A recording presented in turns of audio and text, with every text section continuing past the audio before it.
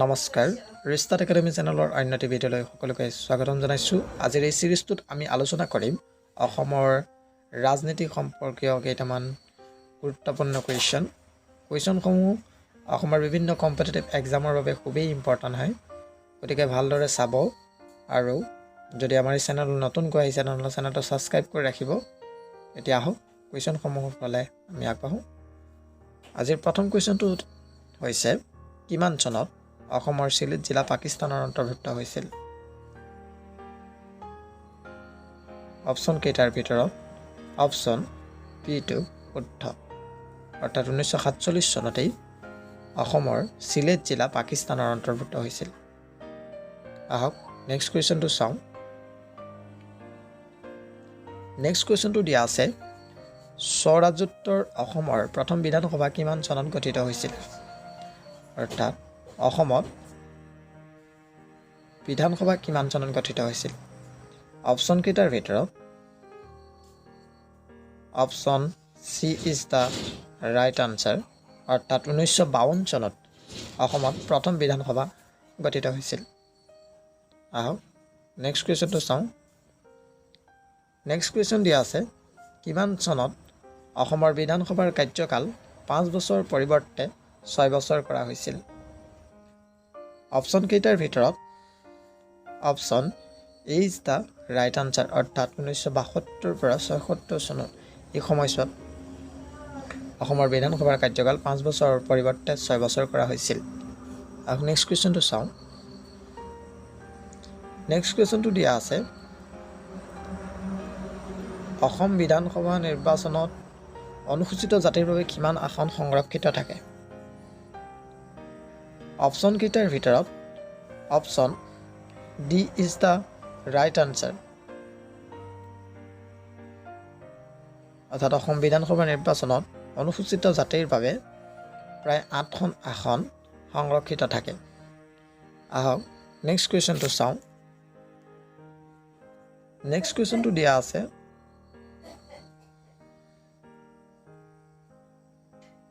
অসম বিধানসভা নিৰ্বাচনত অনুসূচিত জনজাতিৰ বাবে কিমান আসন সংৰক্ষিত থাকে?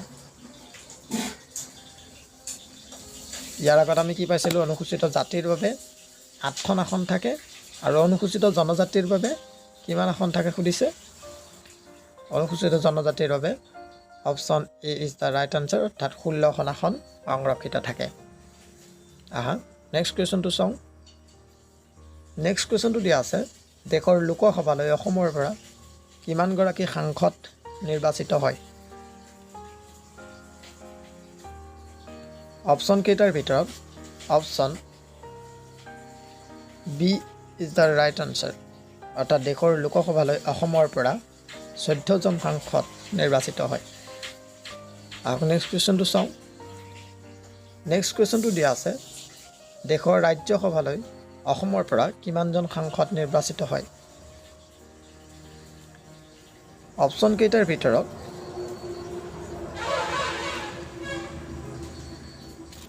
Option C is the right answer, অৰ্থাৎ দেশৰ ৰাজ্যসভালৈ অসমৰ পৰা 7জন সদস্য নিৰ্বাচিত হয়। দেশৰ লোকসভালৈ কিমানজন হয়? 14জন, আৰু ৰাজ্যসভালৈ 7জন হয়। মনত ৰাখিবা। নেক্সট কুৱেশ্যনটো চাওঁ। নেক্সট কুৱেশ্যনটো দিয়া আছে লোকসভা আসনৰ কিমান আসন অনুসূচিত জাতিৰ বাবে সংৰক্ষিত থাকে? লোকসভা আসনৰ এখন আসন অনুসূচিত জাতিৰ বাবে সংৰক্ষিত থাকে, অৰ্থাৎ option B is the right answer. আহক নেক্সট কুৱেশ্যনটো চাওঁ। নেক্সট কুৱেশ্যনটো দিয়া আছে লোকসভা আসনৰ কিমানখন আসন অনুসূচিত জনজাতিৰ বাবে সংৰক্ষিত থাকে? আগৰ কুৱেশ্যনটোত কি সুধিছিলে যে অনুসূচিত জাতিৰ বাবে, আৰু এইটো কুৱেশ্যনটোত সুধিছে অনুসূচিত জনজাতিৰ বাবে। অনুসূচিত জনজাতিৰ বাবে 2খন আসন সংৰক্ষিত থাকে। আহক নেক্সট কুৱেশ্যনটো চাওঁ। নেক্সট কুৱেশ্যনটো দিয়া আছে অসমৰ প্ৰথমটো বিধানসভা সমষ্টিৰ নাম কি? অপশ্যন কেইটাৰ ভিতৰত option B is the right answer, অৰ্থাৎ ৰতাবাৰী আছিল অসমৰ প্ৰথমটো বিধানসভা সমষ্টি? আহক নেক্সট কুৱেশ্যনটো চাওঁ। নেক্সট কুৱেশ্যনটো দিয়া আছে, কিমান চনত পৌৰ আইন পাছ কৰা হয়? অপশ্যন কেইটাৰ ভিতৰত option B is the right answer, অৰ্থাৎ 1956 চনত পৌৰ আইন পাছ কৰা হয়।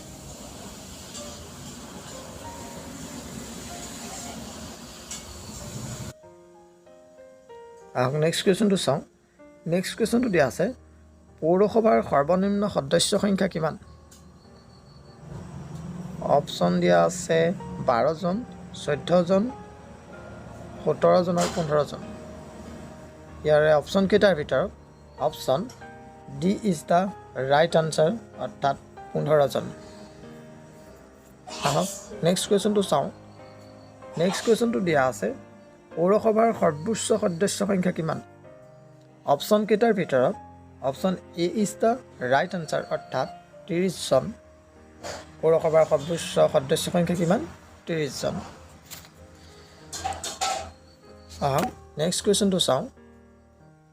নেক্সট কুৱেশ্যনটো দিয়া আছে, এখন নগৰ সমিতিলৈ চৰকাৰে কিমান সদস্য মনোনীত কৰিব পাৰে?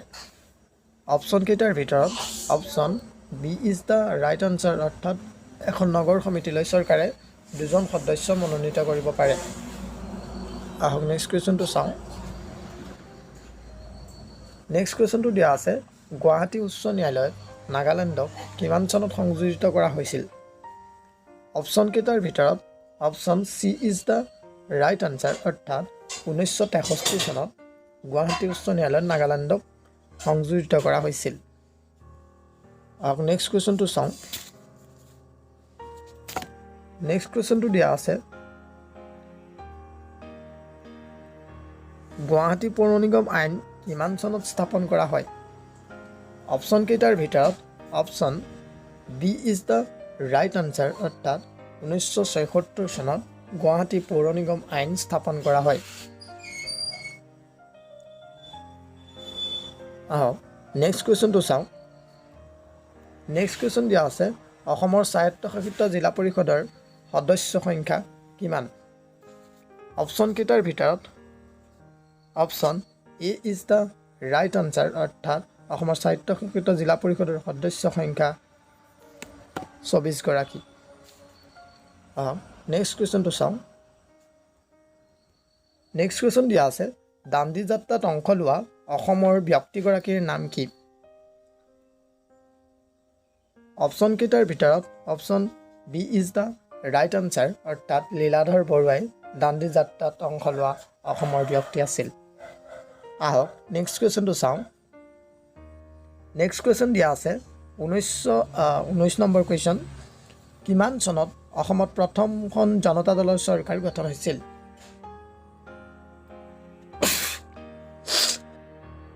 অপশ্যন কেইটাৰ ভিতৰত option C is the right answer, অৰ্থাৎ 1978 চনত অসমত প্ৰথমখন জনতা দলৰ চৰকাৰ গঠন হৈছিল। আহক নেক্সট কুৱেশ্যনটো চাওঁ। নেক্সট কুৱেশ্যন দিয়া আছে, অসমত চৰকাৰ কৰা জনতা দলৰ প্ৰথমগৰাকী মুখ্যমন্ত্ৰীৰ নাম কি? অপশ্যন কেইটাৰ ভিতৰত option D is the right answer, অৰ্থাৎ গোলাপ বৰবৰা হৈছে অসমৰ চৰকাৰ গঠন কৰা জনতা দলৰ প্ৰথমগৰাকী মুখ্যমন্ত্ৰী আছিল। আহক নেক্সট কুৱেশ্যনটো চাওঁ। নেক্সট কুৱেশ্যনটো দিছে, বিধানসভাৰ অধ্যক্ষক কোনে নিৰ্বাচন কৰে? অপশ্যন কেইটাৰ ভিতৰত option C is the right answer, অৰ্থাৎ বিধানসভাৰ অধ্যক্ষক বিধানসভাৰ সদস্যসকলেই নিৰ্বাচন কৰে। আহক নেক্সট কুৱেশ্যনটো চাওঁ।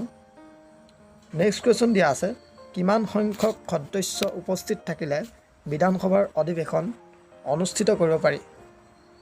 অপশ্যন কেইটাৰ ভিতৰত option A is the right answer, অৰ্থাৎ 1.5 সদস্য উপস্থিত থাকিলে বিধানসভা অধিৱেশন অনুষ্ঠিত কৰিব পাৰি। আহক নেক্সট কুৱেশ্যনটো চাওঁ। নেক্সট কুৱেশ্যনটো দিয়া আছে, কোনগৰাকী অসমীয়া ব্যক্তিয়ে প্ৰথমবাৰৰ বাবে জাতীয় কংগ্ৰেছৰ সভাপতি পদত অধিষ্ঠিত হৈছিল?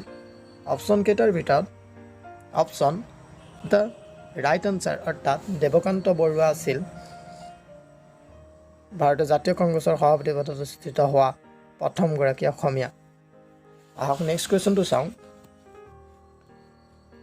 নেক্সট কুৱেশ্যনটো দিয়া আছে, অসমত প্ৰথমবাৰৰ বাবে কেতিয়া ৰাষ্ট্ৰপতি শাসন বলবৎ কৰা হৈছিল? অপশ্যন কেইটাৰ ভিতৰত option C is the right answer, অৰ্থাৎ 1979 চনত অসমত প্ৰথমবাৰৰ বাবে ৰাষ্ট্ৰপতি শাসন বলবৎ হৈছিল। আহক নেক্সট কুৱেশ্যনটো চাওঁ। নেক্সট কুৱেশ্যন দিয়া আছে, অসম বিধানসভাৰ প্ৰথমগৰাকী মহিলা উপাধ্যক্ষগৰাকীৰ নাম কি? কুৱেশ্যনটো অকণমান খেলি মেলিকৈ আছে যে অসম বিধানসভাৰ প্ৰথমগৰাকী মহিলা উপাধ্যক্ষ কোন আছিল? অপশ্যন কেইটাৰ ভিতৰত option B is the right answer, অৰ্থাৎ বৰ্ণালী সংমেন আছিল অসম বিধানসভাৰ প্ৰথমগৰাকী মহিলা উপাধ্যক্ষ। আহক নেক্সট কুৱেশ্যনটো চাওঁ। নেক্সট কুৱেশ্যন দিয়া আছে, স্বাধীনতাৰ আগৰ অসমৰ প্ৰথমগৰাকী মুখ্যমন্ত্ৰীৰ নাম কি আছিল? এই কুৱেশ্যনটো প্ৰায়খিনি এক্সামত আহি থকা দেখা যায়, খুবেই ইম্পৰ্টেণ্ট হয়। কি সুধিছে? স্বাধীনতাৰ আগৰ অসমৰ প্ৰথমগৰাকী মুখ্যমন্ত্ৰীৰ নাম। অপশ্যন কেইটাৰ ভিতৰত option C is the right answer, অৰ্থাৎ মহম্মদ ছাদুল্লাহ। আহক নেক্সট কুৱেশ্যনটো চাওঁ। নেক্সট কুৱেশ্যনটো দিয়া আছে, অসমৰ স্বীকৃতিপ্ৰাপ্ত প্ৰথমটো আঞ্চলিক দলৰ নাম কি? অপশ্যন কেইটাৰ ভিতৰত option B is the right answer, অৰ্থাৎ অসম গণ পৰিষদ অসমৰ প্ৰথমটো স্বীকৃতিপ্ৰাপ্ত আঞ্চলিক দল। আহক নেক্সট কুৱেশ্যনটো চাওঁ।